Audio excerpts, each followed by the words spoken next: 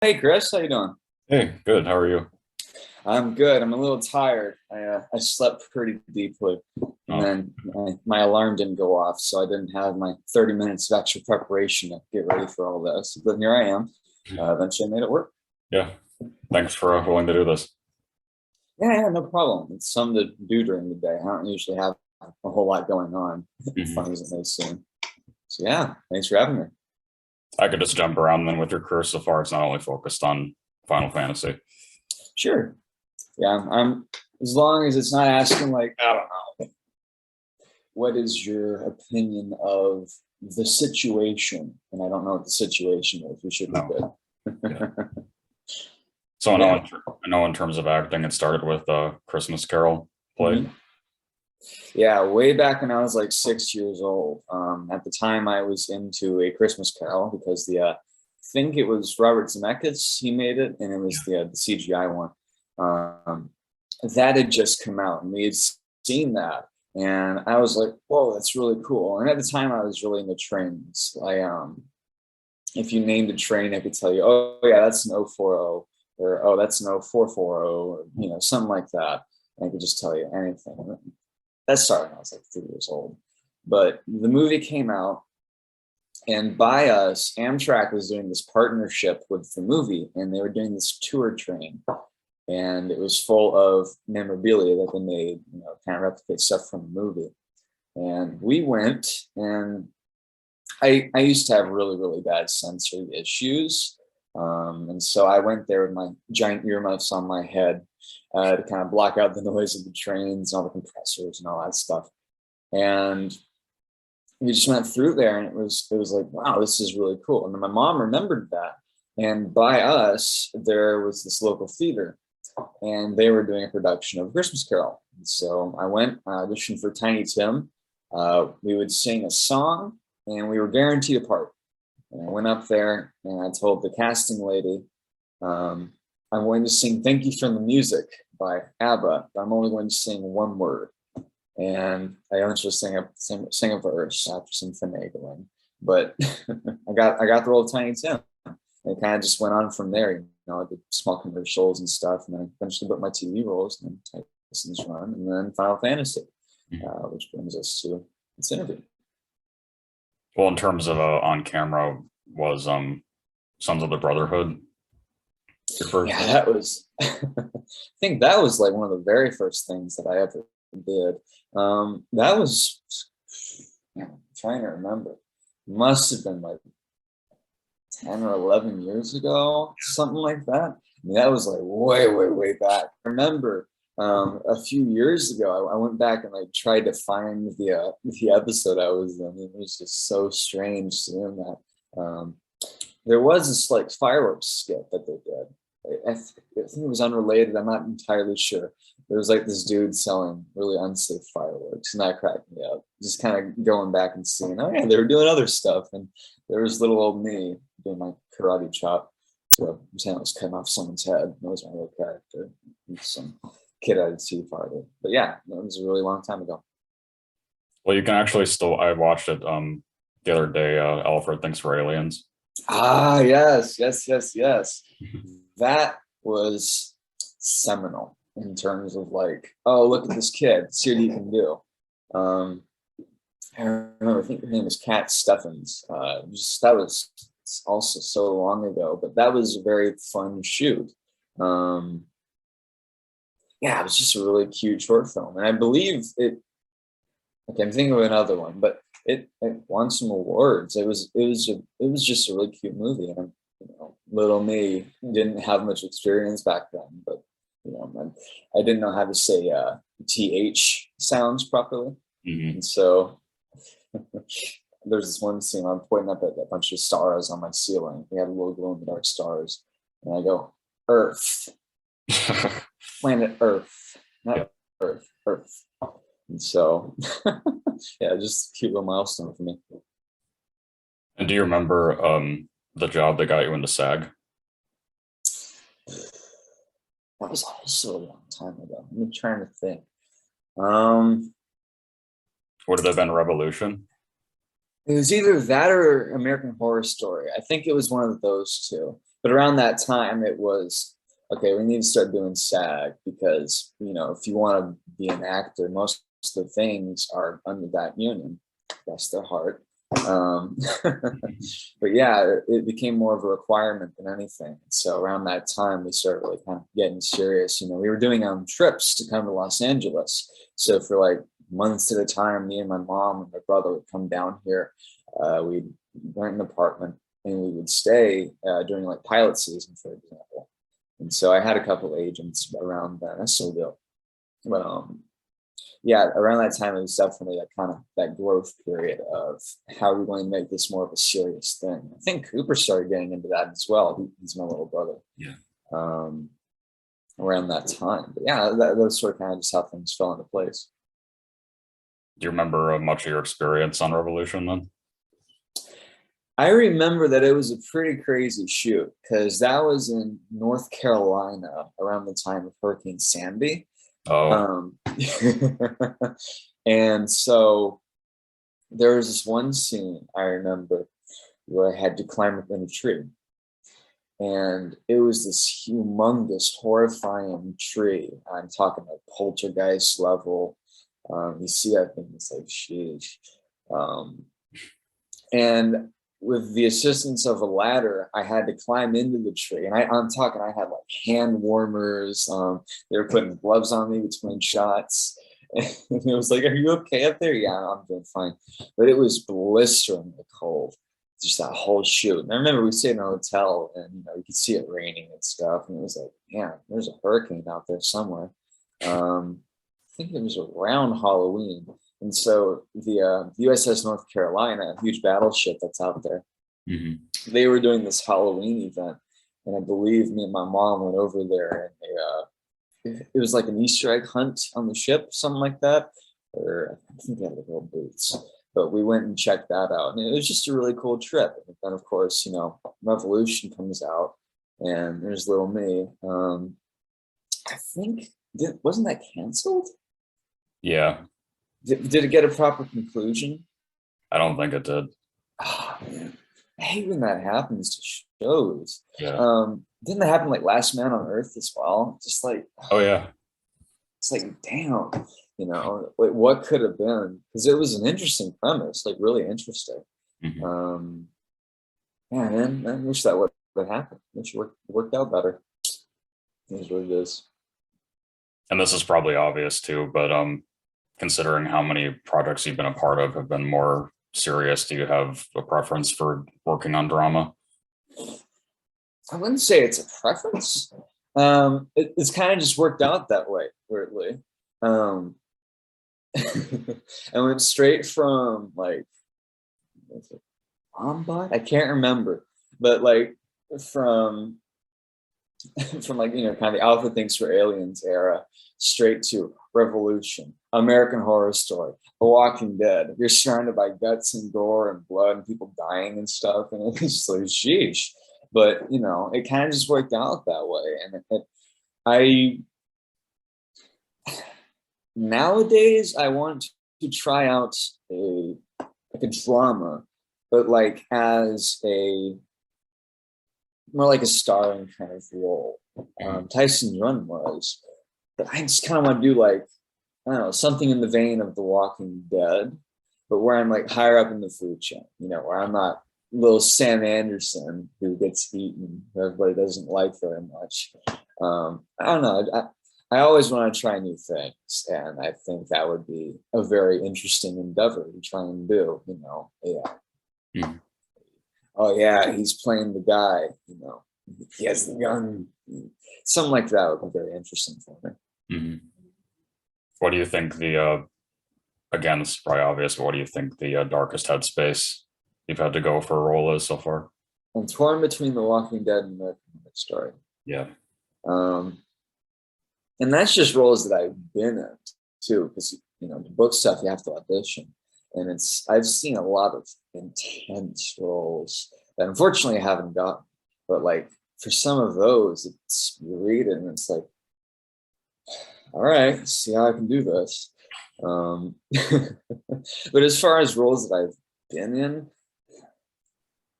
I'm gonna have to say The Walking Dead. because Sam Anderson, he's that little kid, he's like 12 years old, and the world's come to an end. There's zombies walking all around eating people. His dad got like decapitated after killing someone. It's like, Jesus Christ, this little 12-year-old kid has seen it all, hasn't it? And so I think, as far as the worlds that I've been in, I'm gonna say that's the kind of the darkest one. Do you think it was more intense working on that opposed to American Horror Story then for you? Yeah, I'd say so.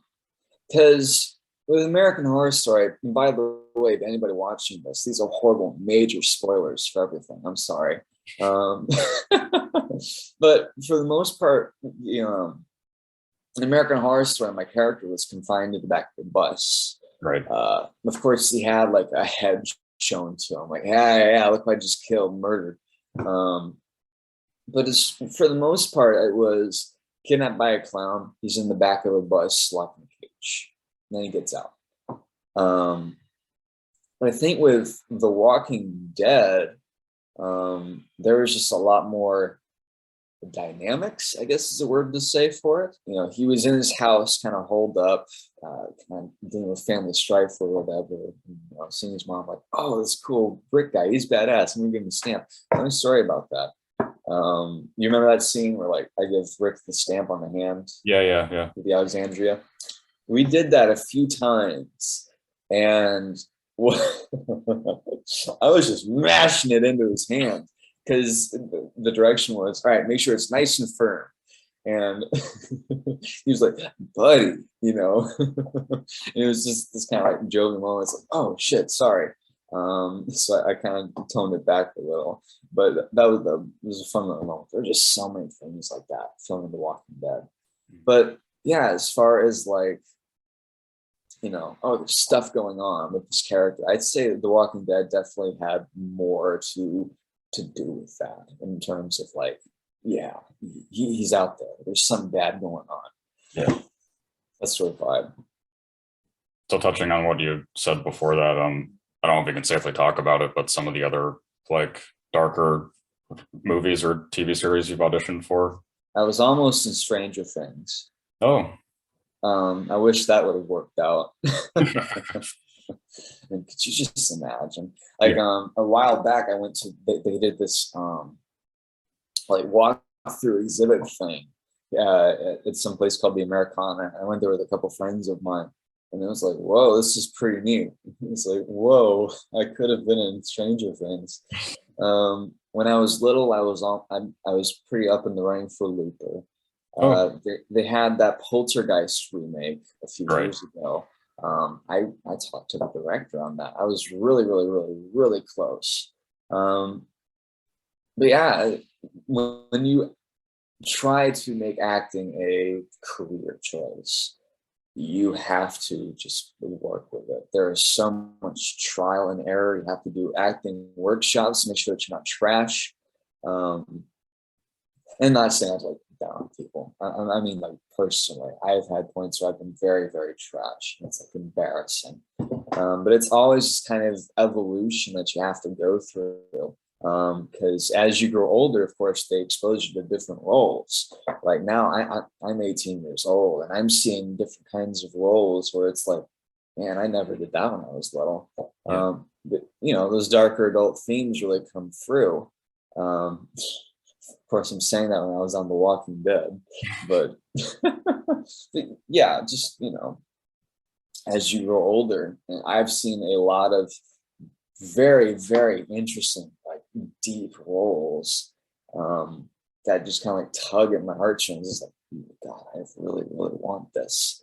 There was another one that I was almost in. Well, not almost in, but I got a good word in from the screenplay writer. I don't think I can say what it is yet, because I don't think it's been released. But I was close for that, and that would have been an amazing role. I wish I could have, kind of flexed my muscles on that one. It just felt perfect. But you just have those roles where it is dark subject matter, enthralling subject matter, a unique character. I just need some more stuff like that in my life, and I'll be absolutely satiated. But yeah, it's very interesting to see. Mhm. Yeah, I could have definitely seen you in like summer of '84 or something like that. You've named one that I haven't seen yet. Should I see that? Super Dark Times. Do you know what that is? Say it again. Super Dark Times. Super Dark Times. Can't say I've heard that either. So I Okay. have to add those to my list. So Summer of '84 and Super Dark Times. Yeah. Okay. I'll have to check those out. There are so many things I just haven't watched and I haven't played either. I'm like kind of behind the curve on some things. I'm like way ahead of them on others. Mhm. This is for the Final Fantasy subreddit. And I literally voiced one of the characters in the latest game. I haven't played them yet. I haven't played a single Final Fantasy game. Not even like on my PS2. I had PS2 back in the day, and I just didn't play it. I just haven't gotten around to it. It's just kind of like the fantasy genre. I guess I haven't played yet. I've never played like Dark Souls or Demon Souls or Elden Ring or all those other things. I just haven't gotten around to it yet, and I do not know why. Because like you see all the work that goes into them. I've seen all the work that goes into them, duh. But they make these amazing worlds, and I just haven't gotten a taste of it yet. I don't know why. I need to make it. Oh, you need to do this because it's just a different experience than like I don't know, Gran Turismo or Call of Duty. You can tell that I'm really white. I play Call of Duty, but yeah, I just haven't gotten around to it yet. Well, are you a fan of anime at all? I am a fan of anime. I've seen a good few. I've watched like all of JoJo. I'm still waiting for the rest of season 6. I watched Demon Slayer with my brother. What else is there? Trying to remember. Because there's a few. There's obviously a few. I watched some of Sailor Moon when I was like just starting out. That was definitely a different like like genre of show. You could tell that was like on TVs in the 90s. Yeah. What else is there? Throw out a few. I'll see if I've seen them. Well, I guess some other big ones that people your age would still be into, like Naruto and Bleach, and I haven't seen it yet. of course Dragon Ball Z. Haven't seen that either. God damn. Haven't seen Avatar. Okay. Well, that's like American anime. Yeah, it's different, but it's sort of like in that same lump. Mhm. I need to see Full Metal Alchemist. I haven't checked that out yet, but I hear it's intense. Yeah. What else is there? I watched like Agretsuko just like Okay. out for fun. That was cute. And I don't watch dubs. I can't. Again, it's funny. Even though I was in a dub, I don't know. Just something about it. It's just different because you're Mhm. hearing American people play it. I full disclosure, I absolutely do a dub. I could use the work, but I don't know. I haven't watched most of them with a dub. But yeah, there's definitely so much out there I need to check out. Well, how did that? Because a lot of people I've talked to that are in the FF7 remake, they predominantly work in anime, but a lot of the main characters are like people who've never done voiceover before. So, Yeah, how did that come about to you? it was just an audition. Audition came in. It was Final Fantasy VII. No, I think it was under different. They do that to, like for obscurity. It's like okay, let's just make sure nobody does anything stupid. Yeah. I think they did that for this one, and it was like okay, this is cool. This would be pretty darn cool. And then I think it was revealed to me. Oh yeah, this is Final Fantasy VII. Like, really for me? And I guess the dudes over in Japan were like, yeah, and Square Enix. So yeah, this guy, we like this guy. Make him the American one. And so I booked him. And then we went over to a studio that's local. And it was beautiful. I'm sort of in like an audio kind of aficionado. I'm doing an internship somewhere, and it's on hold at the moment. It's COVID, but I'm kind of trying to like learn about mixing and stuff, production, and it was a hell of an experience because we went there and the place where I recorded, it wasn't like just some small voiceover booth. You know, they have like their Neumann microphone in front of you. It wasn't just that. It was like a fully fledged, you know, like, oh, you're in Abbey Road, here's Studio A. You know, it's like, it was a pretty darn big room. And so you saw, you know, they had all their soundproofing stuff in there. And it was definitely a different experience because, you know, of course, it was matching the Japanese performance. And they had a screen in front of me showing the scene and kind of like the emotion, the movements of the characters. And so it was just, you know, take after take. I will digress. I say take after take. I was pretty good. I didn't have to do too many. But it was just trying to match the inflection, the tone, the attitude. And it was just something I had never done before. Because it was just, you know, you hear the Japanese voice acting decisions, it's like, okay, gotta match that. And it was a very interesting challenge. And then of course it was cool to see how they were doing the cutscenes. Don't sneeze. I'm doing an interview. All right, I think it's done. But yeah, it was really cool to see that. It was just a very interesting experience. And of course it came out like, when did it come out? Like, yeah, 2020. Man, the past 2 years have messed with my head. So you're telling me that I did that in 2019? Yeah, pretty sure it came out in 2020 on me. Yeah. Oh, jeez. All right. Okay. So yes, this was back in 2019. Okay, that tracks. We weren't wearing masks on. But yeah, it came out, and of course it's this massive game. It looks incredible. And then it was like, all right, hope I did good enough to match the other characters. And I did pretty okay. And that was just kind of a relief for me. I have that anxiety. And so that's kind of an interesting component when you're doing performances for things, not letting that anxiety take over. Because it's happened before, you know, I'll be honest, and it's like, oh boy, okay. Make sure that you don't screw this up for everybody and yourself.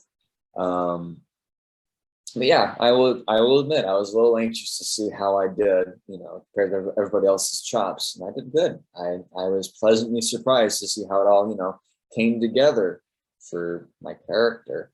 And, you know, of course it looked incredible. And then you see all the gameplay, and it's like, damn, like they put some serious work into that. And so it was really kind of a cathartic experience seeing, man, you're a part of that. And, you know, it's just very rewarding to kind of, you know, catch a glimpse. Was that Keith Farley directing you? Do you remember? Or the director? I do not remember, but the director was very good. It was a pretty stress-free experience. You know, there were detailed directions. What was his name again? Keith Farley. Keith Farley. Well, if Keith Farley was indeed my director, sir, you did a very good job. I'm just assuming he's listening to this. But yeah, he did really good. It was a very good experience. You know, it was and I had done voiceover work before, but nothing on like this level. I mean, this was back when I was like 10 years old. It was for this thing called Jimmy Paul the Pug Tooth Fairy, and it wasn't the greatest experience because my director was less than stellar. But yeah, this experience was just fantastic. I think without good direction, you don't have good actors. You can do anything if you have a good director, because, you know, at the end of the day, people experience emotions. Mm-hmm. People know how to express emotions.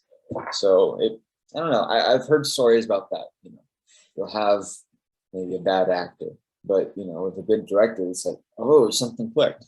So yeah, a good director really ties everything better, and I have one. Mm-hmm. Is there any aspects of Cloud that you could personally relate to?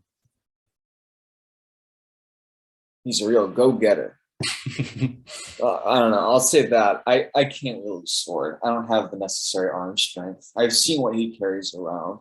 No. And that doesn't work for me. I don't know. This is going to be really, really cheesy, just a warning. Maybe having big dreams. Mm-hmm. Little young Cloud, I'm going to be a soldier, the best of the best. And, you know, I'm going to go to Midgar. And, you know, I'm going to be like Sephiroth, you know. just trying to aim high. I guess I'm trying to do that.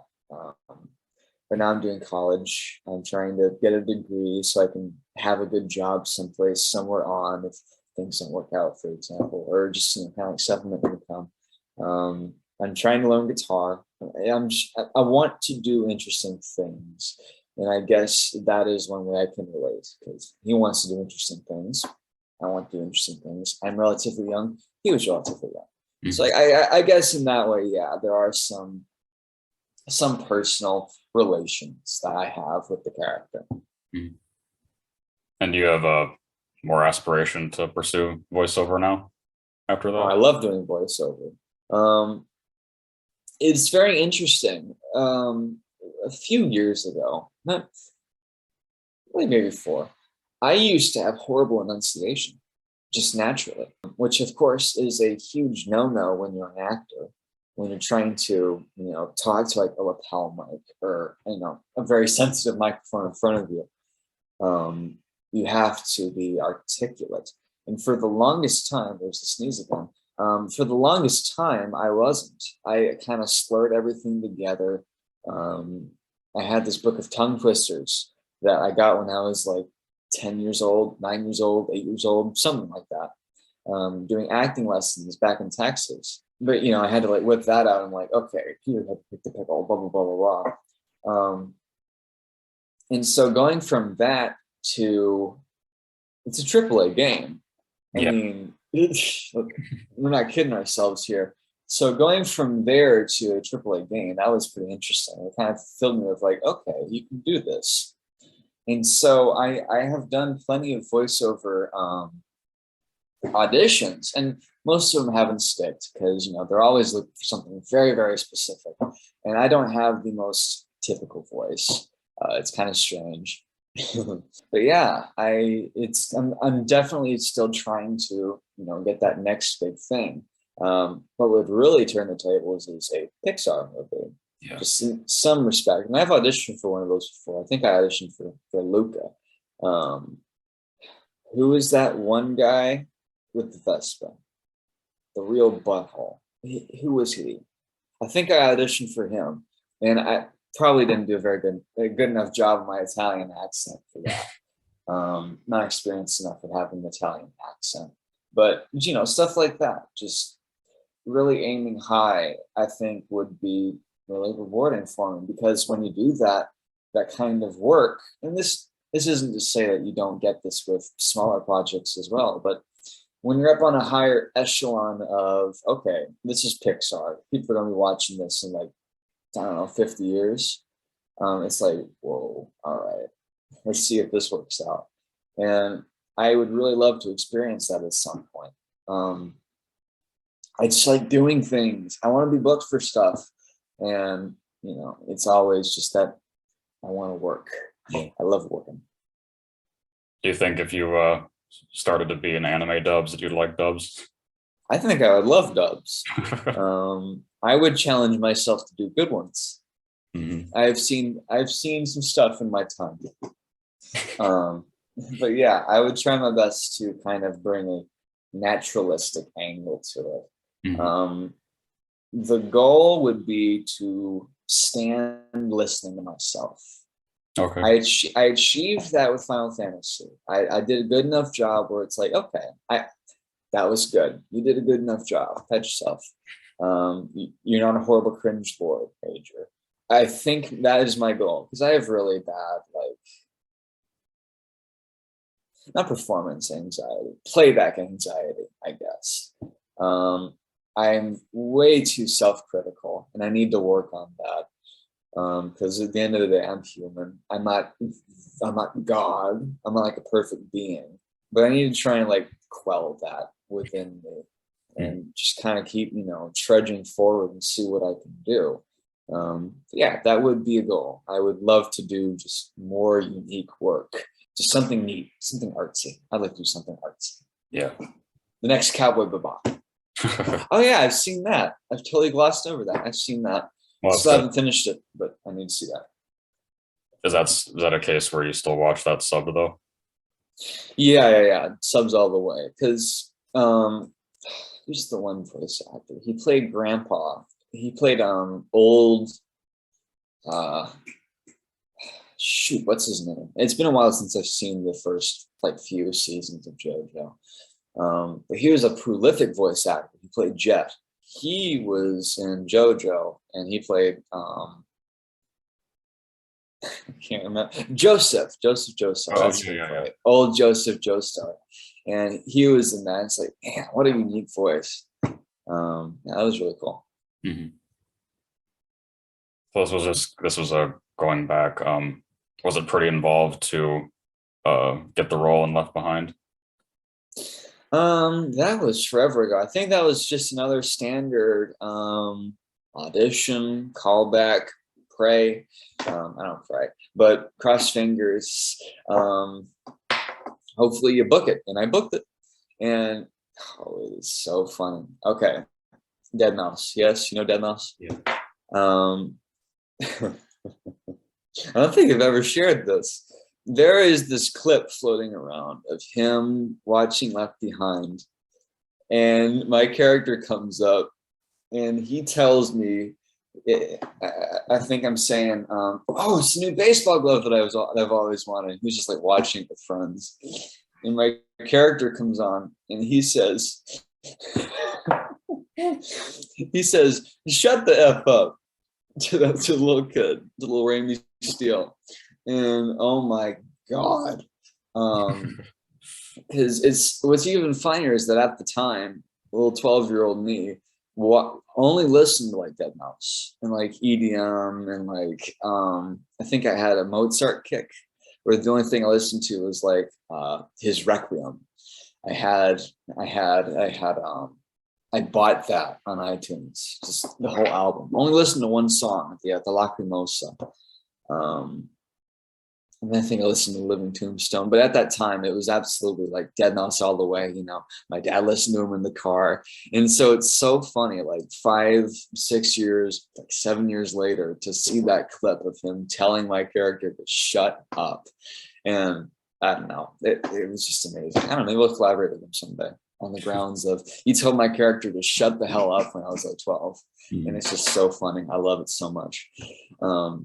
But yeah, it was a pretty standard process. And of course, that was like the first movie I ever was in, like movie. Oh no, I was in something called Dermaphoria. I think I had a bigger part in that. But yeah, it was interesting because, you know, there were stunts. I saw things happen. Like there was a car blowing up. There was a plane hitting a car and blowing up. We were in a plane. Oh no, I wasn't in a plane, I don't think. But there was a plane set that I got to see, and it was one of those ones where you can like rent it. You know, it's the interior of a plane, and yeah, for little me, that was a very interesting experience because, you know, I had never done anything like that really, where, you know, that there were explicit stunts. In Dermaphoria, this is also funny. I have so many stories, man. We could be here for hours. There's this scene where I get struck by lightning. And it's after I'm running through a field. I'm spoiling everything that I've been in. I'm relentless. It's like a massacre in here. But I get struck by lightning, and I fall on the ground. And we were filming this in basically a cow pasture. It was huge. And I believe I was worried about cow shit, cow patties. And I think I bribed the director because I had to fall down on the ground without a pad for a close-up shot. And I bribed the director to give me money to fall down on the ground with all the poop. There wasn't poop around me. I'm pretty sure that'd be like a SAG, like an OSHA violation. I don't know. But I bribed him, and I think he gave me like pounds. I can't remember, but it wasn't USD. I don't believe it was USD, but it was just really funny. I bribed the director to make me to fall on the ground for something that I was getting paid to do already. I thought it was like, okay, I'll only do this if you pay me like $5. And so I got my money. I fell on the ground. But so yeah, it wasn't like the first stunt that I had done. That was my earbud hitting the table ferociously. But But yeah, that was also an interesting experience, just Mhm. sort of kind of seeing how it was done. Well, with Left Behind having interviewed Leah Thompson as well, do you remember much experience with her? Yeah. She was super nice, and I saw that she did an interview with her. So I was like, yeah, it's funny that you bring her up. Yeah, she was super nice, and I guess it didn't hit me back then, maybe as hard as it should have, that I got to meet. I can't remember the character's name. But she was in freaking Back to the Future and a whole slew of other things, and it's like, whoa, okay, I got to meet her, and I guess I didn't know, or oh, I knew, I just didn't care enough to Yeah. really do everything justice. But yeah, I got to meet Leah Thompson, and she was really freaking nice.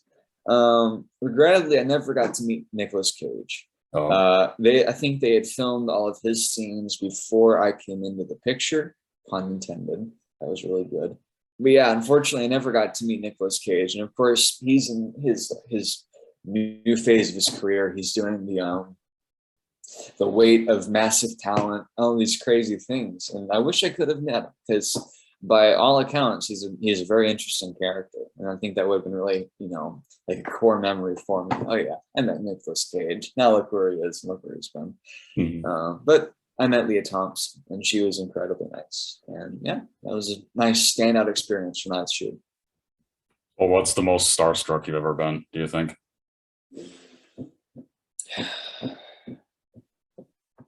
This is tricky water, because it'll sound like I'm picking favorites, but I'm not.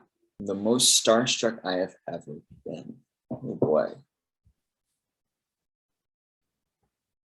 All right, I'm gonna go in terms of recent like meetings, because I've met a lot of people over the years. My memory gets fuzzy the farther back I go. It's been a rough 2 years.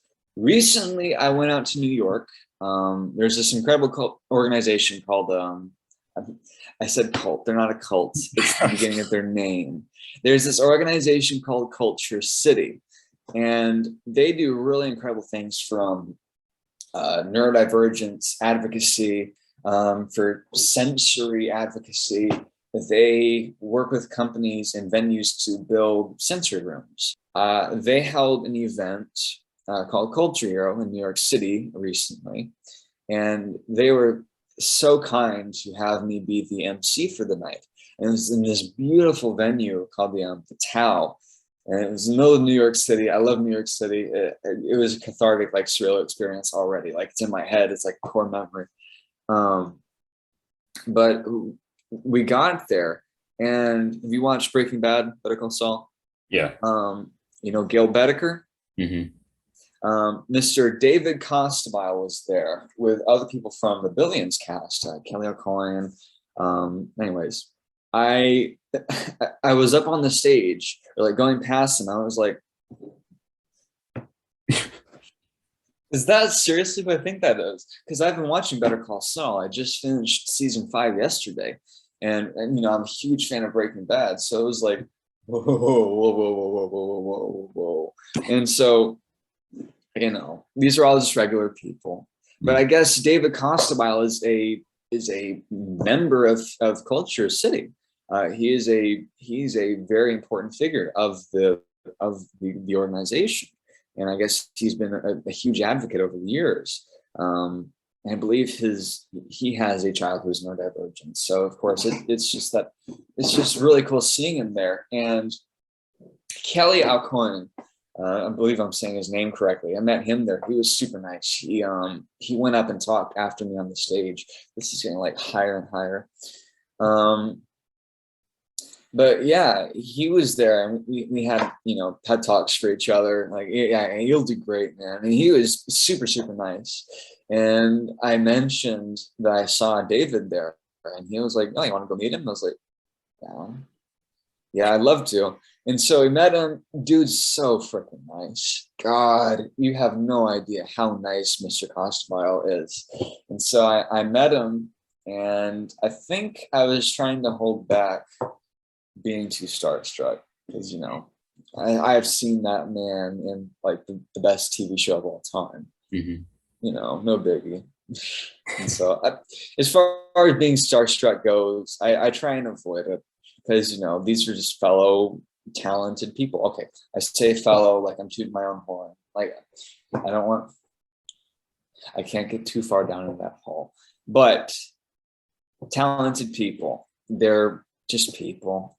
And so I've read so many stories and seen so many videos of people being like too starstruck, and it's like, I get it, but just try and temper it a little. And so I had to hold it back, but it was really cool to meet him. So I to finish the very long-winded answer to your question, yes, I think that is the most starstruck I've recently been, meeting a guy who I've literally seen in Breaking Bad. That was pretty cool. Were you familiar with any of your other cast members in Tyson's Run before working on it? It's funny. I remember I had seen Rory Cochrane in Empire Records. Yeah. Like a couple years before, I believe. Not a couple years. I think it was maybe a year before I did Tyson's Run. So I had seen him. And then, of course, Barkhad Abdi was in Captain Phillips, legendary performance. And of course, he's like just one of the nicest guys I've ever met. And so that was really cool as well, because I was familiar with his work. And then Amy Smart, she's been in a ton of stuff, but I guess I hadn't seen much of what she's been in. But like, what's that one movie she was in with like Ryan Reynolds? I think it was. I know her the most for Butterfly Effect. I think that's what it was called. I think she was. I hadn't seen that before, but I looked it up afterwards. It's like, oh shoot, that was her. Wait, no, she was also in something with Andrew Lincoln. Mm-hmm.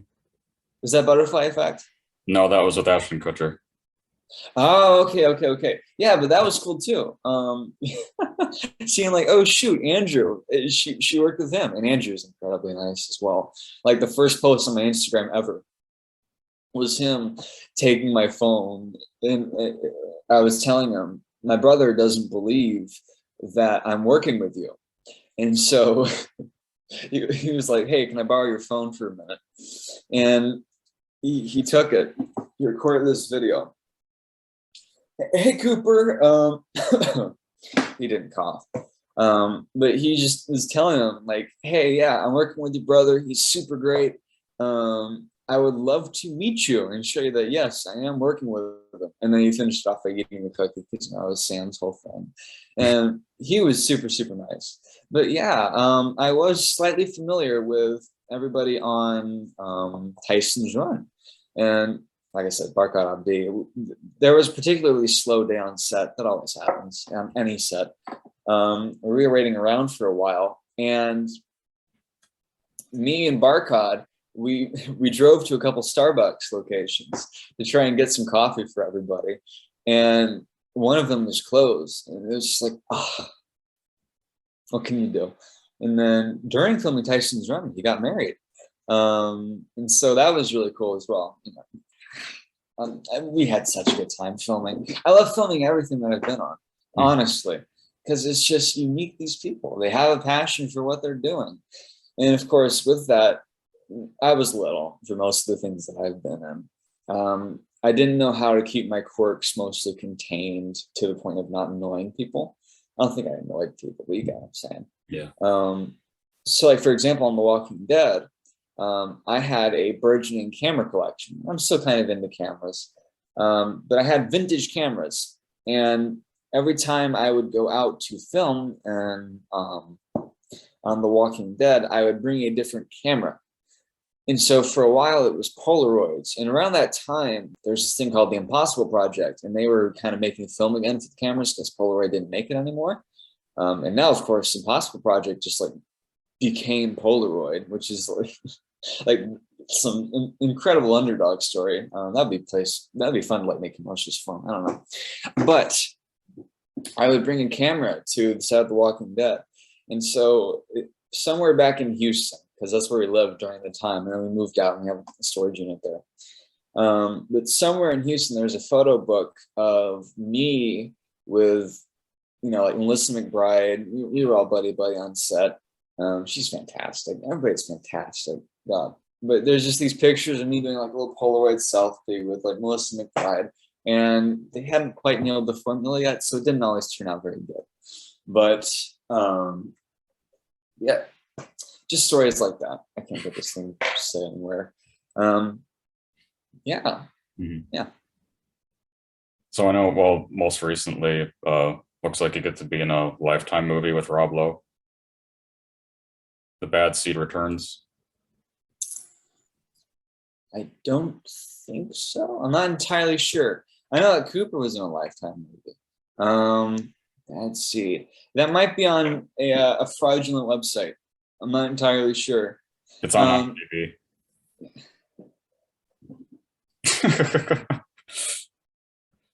I don't remember that. I might have. I probably wasn't. I don't remember working with Rob Lowe. I'm sure he'd be fun to work with. No, I don't think so. I'll have to get that rectified. Every once in a while, I will humor myself and look up Major Dodson just to see, kind of what's out there. And I will look at those like celebrity gossip websites, like, oh, Major Dodson net worth. Who's he dating? What's his car? Oh, where does he live? And I'll look and it'll say Major Dodson is not married. Yeah, no depth. But it'll say like my net worth is like $1 million. Mm-hmm. I wish. I really wish. No, but and then it'll say like I'm like 6'4", or just other like they're pulling it out of their ass. Mm-hmm. Like these are like bots creating these websites. Like there's nothing to it. And that'll happen too. You'll look up something very specific, like, oh, my toilet's leaking. Do I need to fix this? And so you'll look, and it's like, is your toilet leaking? Toilet experts say that when a toilet is leaking, here's like the top Amazon listings. And it's just like a nothing website, but it's funny to look at that every once in a while and see like this fantasy world of Major Dodson that totally doesn't exist. It's funny to look at that sometimes, but yeah, I'm not entirely sure, because if I worked with Rob Lowe, I probably would have remembered. Yeah, that happens. Well, is there anything else that's you're part of that's upcoming that you can safely talk about? Recently, I don't know if it's out yet, but I was in something called Ghost Party a while back, and that was a fun project we did in Texas. And it was like a play that was filmed, and it was really cool. Regrettably, no, I have not been in anything since then. It's been a little slow, but that happens. The pandemic has really, really messed things up in terms of like auditioning. I booked Tyson's Run, for example, off of a live audition. That was back in like 2018. It was around here, and I got to go audition in person. And if you'll watch, I believe KB is mentioned like before. Oh yeah, we knew that he was the one. But yeah, we did that. I did that live here in Los Angeles, and with the pandemic, there are no live auditions. Right. You cannot show a casting director what your real personality is like. The most that you'll get is a slate at the end of an audition tape. And that is like, 15 seconds? And of course, with a slate, you can't look unprofessional. You can't look like, oh, he doesn't care. He won't be a good enough actor for us. So you can't really let your personality show. But with a live audition, you can just show them you. You have your times before and after the audition, where it's like, okay, here's Major Dodson. He's really cool. Well, let's book him. And, I think that might be a contributing factor to it.